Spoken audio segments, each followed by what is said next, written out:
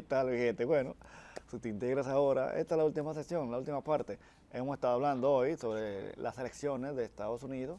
El ingeniero Juan, experto en esos temas internacionales, geopolítica, ¿verdad? Ha estado explicando cómo es ese sistema de elección, de votación, que es único en el mundo y diferente a los demás países, en la forma que eligen su presidente y esas cosas. Entonces, uno de los temas que estuvo hablando antes de la pausa ahora es que el tema del aborto, está definiendo mucho. Yo hablaba de del hecho, tema ese tema, Roe versus Wade. ese que tema, fue un tema que se ha decidió. vuelto como política y religión. Sí. Es tendencial ese Es un tema. tema muy sensible en Sí. esa época de derecho, sobre todo cuando se está hablando de igualdad de género, porque últimamente ya los países, las mujeres se han empoderado, sobre todo el feminismo. El feminismo ha tenido mucho poder y hay muchos países que han promovido ya el derecho a aborto hasta libre, como el caso de Argentina. Pero hay otros países que tienen condiciones, las causales.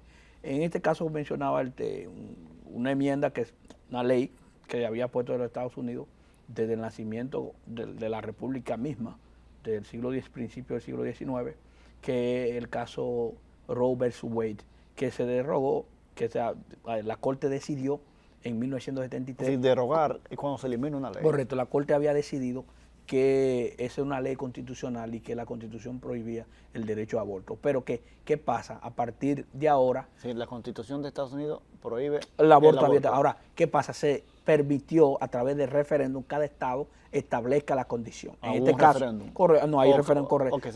Por cada estado hay un plebiscito para decidir. Entonces el estado van a decidir. La Constitución también contempla eso. Contempla eso, correcto. Porque hay, por ejemplo, el tema de la migración, Donald Trump no puede deportar a todo el mundo. No. Por ejemplo, si tú te encuentras en el estado de Nueva York, si las leyes de migración del estado de Nueva York no permite que el presidente te deporte, sino que la ley estatal es que la política migratoria estatal es que va a permitir esa deportación, porque Estados Unidos decidió a través de las leyes estatales que van a deportar a los inmigrantes. Por ejemplo, en Texas, eso se hace porque el gobernador es del Partido Republicano y es amigo de Trump. Por eso que él no quiere a los inmigrantes, que acabó.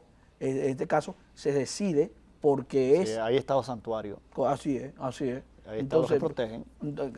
Porque se decidió de que el Estado sea... Porque hay leyes estatales y que los estados hacen sus propias leyes. Y hay leyes federales que mandan en el país entero. Correcto.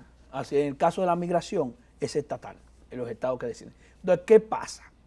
En este momento también hay plebiscito, se va a votar por el caso del aborto. Entonces, que cada estado decida. Correcto, así es. Por ejemplo, hay estados ya que han votado a favor del aborto con las causales, como el estado de Ohio, con un estado conservador, pero sí permitió el aborto, pero con condiciones. Pues si el niño tiene, si ya... las tres causales famosas, malformación, así es. Si es incompatibilidad con la vida, o por violación, incesto y esas cosas. Entonces, doctor, temas. Las encuestas presentan a Donald Trump y a Kamala Harris empatados. Por ejemplo, NBC, que es una de las encuestas famosas, en el 2016 le daba 4 puntos a Kamala. ¿NBC? Sí, NBC. Le daba 4 puntos a Hillary Clinton por encima de Donald Trump una semana antes de las elecciones. Pero a Biden en el 2020 le daba 9 puntos por encima de Donald Trump una semana antes. Pero ahora le da, a una semana antes del proceso electoral, 48.5 a Kamala Harris y 48.5 a Donald Trump. Un empate. Wow.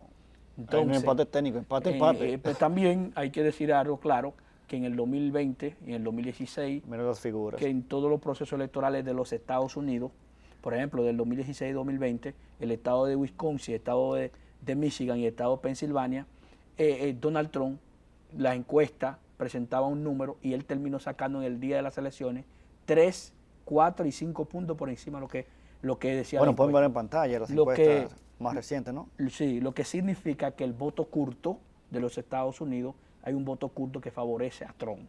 También nosotros lo estamos viendo que las elecciones anticipadas empezaron hace mucho, que están votando en todos los estados. Ya han votado más de 60 millones. Ese es otro fenómeno también. Correcto, más de 60 millones. De forma anticipada. Sí, más de 60 millones norteamericanos ya votaron. Por ejemplo, de forma pero anticipada. No se publica hasta que no voten los demás. Así es. Pero las elecciones anticipadas se hacen en dos formas. Es decir, se puede votar por correo y también se puede ir a un lugar a votar personalmente.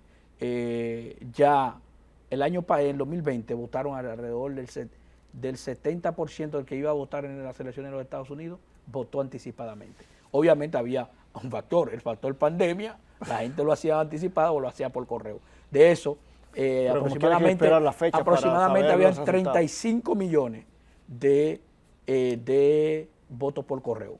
Porque el voto por correo, tú sabes que tú tienes dos tipos, el email vote y también tú tienes el absentee ballot, que es el voto por votar anticipada, el voto anticipado.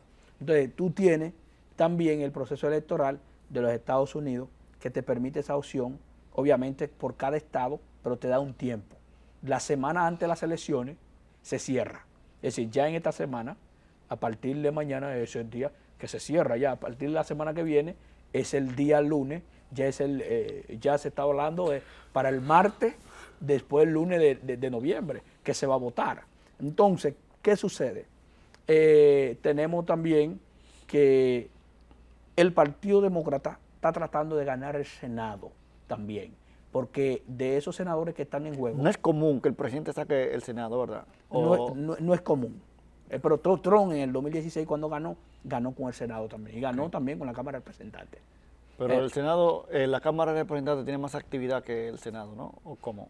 Bueno, el Senado tiene más peso, Okay. Porque ella es la casa del Congreso. El Senado tiene más peso, pero en cuanto a la Cámara de Representantes, sí, en la mayoría de los proyectos se aprueban mayoría simple, pero en el Senado se aprueban las 2/3 partes, y ahí es difícil, porque generalmente hay un empate, un 48-51, un 51-48 o un 47-53, es decir, nunca un partido tiene la 2/3 parte en el Senado, porque la política norteamericana es polarizada. Por ejemplo, desde el 2000 hasta el 2024, todas las elecciones han sido reñidas, todas. Es decir, en el 2000, cuando ganó Bush hijo, ganó Al Gore las elecciones por voto popular. Es decir, en el 2004, cuando ganó Bush hijo la reelección a John Kerry, también fue reñida. Fueron unas elecciones muy pegadas. Cuando ganó también Barack Obama la reelección en el 2012, y fueron unas elecciones muy pegadas. En el 2016 no hay que hablar porque Hillary Clinton le ganó a Trump, le llevó casi 3 millones de votos a Trump. Más personas independientes, es decir, personas votaron más por Hillary que los votos electorales que tú has explicado en la sesión 1 y 2. Hay posibilidades de que el que gane en voto popular no gane en voto electoral. Eso ha pasado 5 veces en la historia de Estados Unidos. Entonces, ¿qué pasa? Yo decía el caso del Senado. En el Senado, el Partido Demócrata tiene mayoría, tiene como 52, 51, porque hay dos independientes que coinciden con los demócratas, te hacen mayoría, pero el republicano tiene como 48. Pero ¿qué sucede ahora? Del tercio que está en juego, de los 34 senadores, quien tiene más senadores que perder es el Partido Demócrata, porque son 23 que tiene el Partido Demócrata que están en reelección, es decir, tratando de mantenerlo, y el Partido Republicano tiene 11, es decir, el doble tiene el Partido Demócrata.